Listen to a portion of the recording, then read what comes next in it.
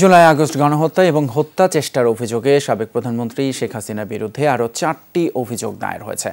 একটি অভিযোগ দায়ের হয়েছে আন্তর্জাতিক অপরাধ ট্রাইব্যুনালের প্রসিকিউশনে, বাকি 3টি ঢাকা মহানগর হাকিম আদালতে।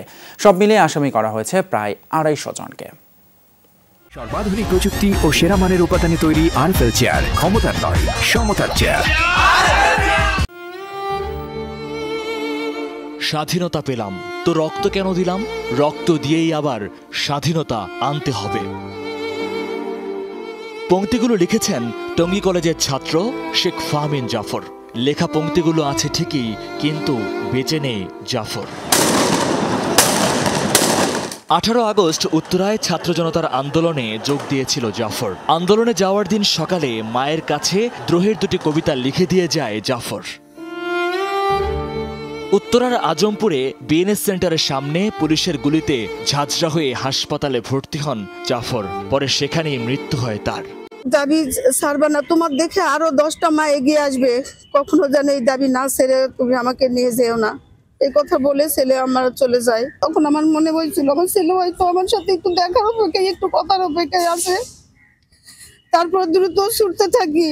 ছেলে হত্যার বিচার চাইতে বুধবার আন্তর্জাতিক অপরাধ ট্রাইব্যুনালের প্রসিকিউশনে অভিযোগ জমা দেন জাফরের মা। অভিযুক্ত করা হয় শেখ হাসিনা সহ 36 জনকে। থেকে সাভার যায়, ওই যাওয়ার পথে আমরা কয়েকবার পুলিশের বাধা পাই।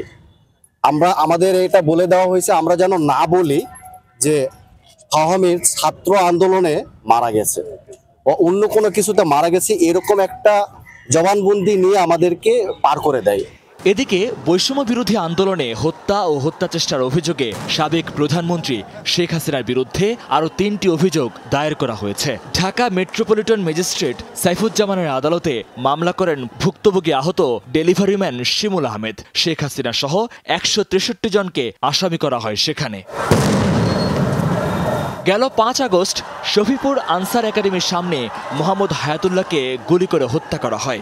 এ ঘটনায় শেখ হাসিনা সহ 23 জনের বিরুদ্ধে অভিযোগ দায়ের হয়। এছাড়া 18 জুলাই উত্তরা বিএনএস সেন্টারের সামনে মোহাম্মদ মমিনুল ইসলাম মারজানকে গুলি করে হত্যার ঘটনায় আসামি করা হয়েছে শেখ হাসিনা সহ 27 জনকে। মহিউদ্দিন মধু, যমুনা নিউজ, ঢাকা।